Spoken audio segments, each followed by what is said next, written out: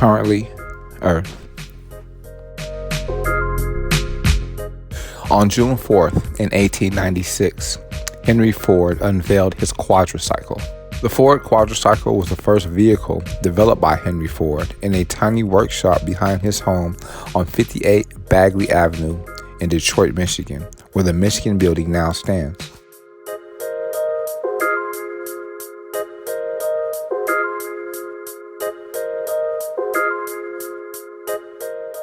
Mr. Ford named his invention the Quadricycle because it ran on 4 bicycle tires.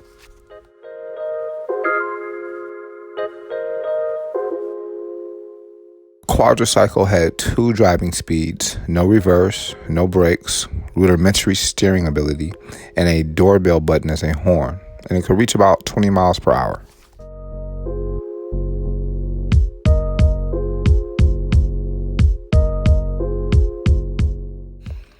The success of this awesome little vehicle led to the founding of the Henry Ford Motor Company, and then later, the Ford Motor Company in 1903.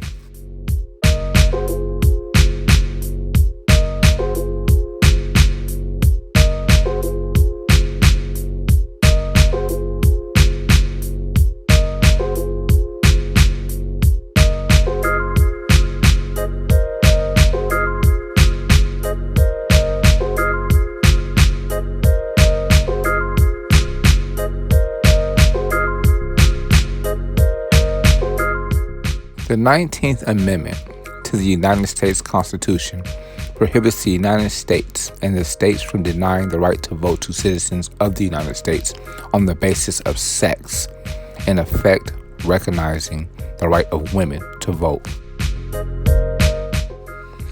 The first Women's Suffrage Amendment was introduced in Congress in 1878. However, a suffrage amendment did not pass the House of Representatives until May 21st, 1919, which was quickly followed by Senate on June 4th, 1919. It was then submitted to the states for ratification, achieving the requisite 36 ratifications to secure adoption and thereby going into effect on August 18th, 1920. The 19th Amendment's adoption was certified on August 26, 1920. Before 1776, women had a vote in several of the colonies in what would become the United States. But by 1807, every state constitution had denied women even limited suffrage. In 1848, the Seneca Falls Convention adopted the Declaration of Sentiments, which called for equality between the sexes and included a resolution urging women to secure the vote. Pro-suffrage organizations used a variety of tactics, including legal arguments that relied on existing amendments. After those arguments were struck down by the U.S. Supreme Court, suffrage organizations with activists like Susan B. Anthony and Elizabeth Cady Stanton called for a new constitutional amendment guaranteeing women the same right to vote possessed by men. By the late 19th century, new states and territories, particularly in the West, began to grant women the right to vote. In 1878, a suffrage proposal that would eventually become the 19th Amendment was introduced to Congress, but was rejected in 1887. Suffrage organizations in the 1890s were focusing on a national amendment. Women like Lucy Burns and Alice Paul emerged as important leaders whose different strategies helped move the 19th Amendment forward. Our nation's entry into World War I actually helped shift public perception on women's suffrage.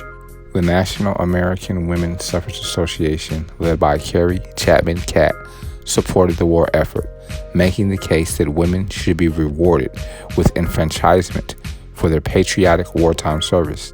The National Women's Party staged marches, demonstrations, and hunger strikes while pointing out the contradictions of fighting abroad for democracy while limiting it at home by denying women the right to vote. The work of both organizations swayed public opinion, prompting President Wilson to announce his support of the suffrage amendment in 1918. The 19th Amendment enfranchised 26 million American women in time for the 1920 presidential election. But the powerful women's voting bloc that many politicians feared failed to fully materialize until decades later.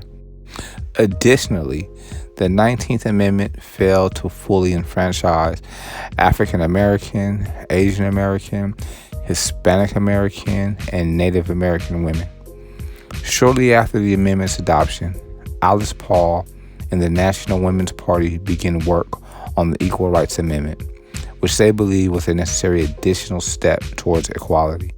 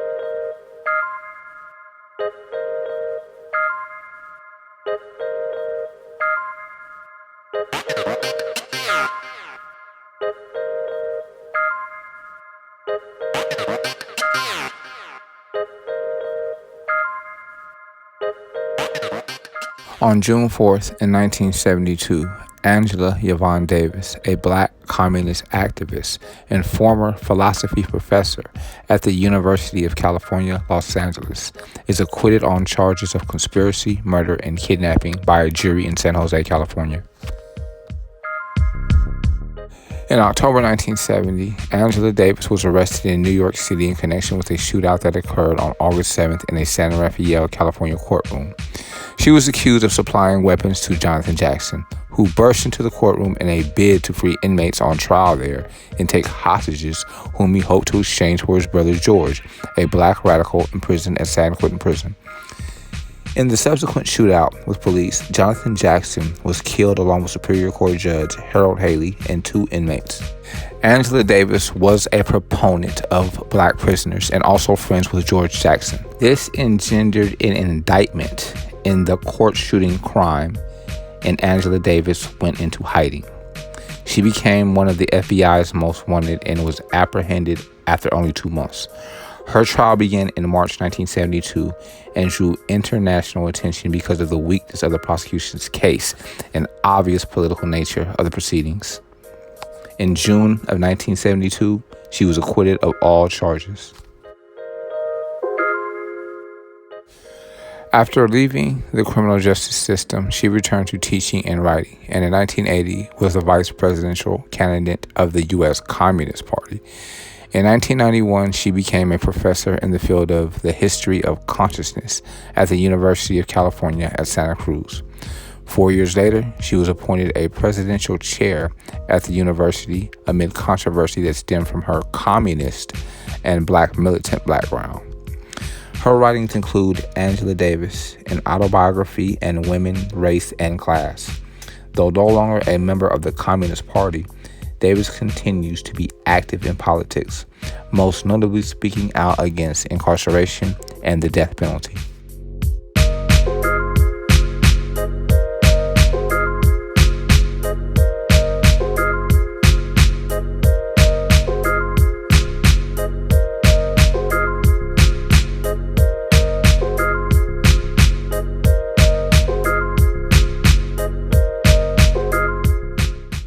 June 4th in 1989, Chinese troops stormed through Tiananmen Square in the center of Beijing, shooting and arresting thousands of pro-democracy protesters.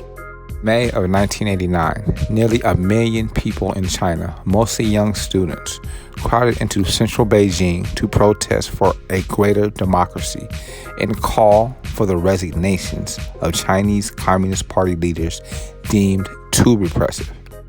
For nearly 3 weeks, the protesters kept up daily vigils and marched and chanted. On June 4th in 1989, Chinese troops and security police stormed through Tiananmen Square, firing indiscriminately into the crowds of protesters. Turmoil ensued as tens of thousands of young students tried to escape the rampaging Chinese forces. Other protesters fought back, stoning and attacking troops and overturning and setting fire to military vehicles. The disregard for human life displayed by the Chinese government's attack shocked both its allies and its Cold War enemies. Soviet leader Mikhail Gorbachev declared that he was saddened by the events in China. He also stated that he hoped the government would adopt his own domestic reform program and begin to democratize the Chinese political system. Here in our country, editorialists and members of Congress denounced the Tiananmen Square massacre and pressed for President George Bush to punish the Chinese government. A little more than 3 weeks later, the U.S. Congress voted to impose economic sanctions against the People's Republic of China in response to the brutal violation of human rights.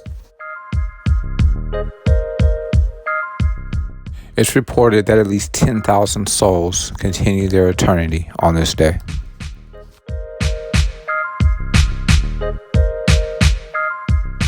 The historic information documented on this audio file can be found and verified on history.com or wikipedia.org.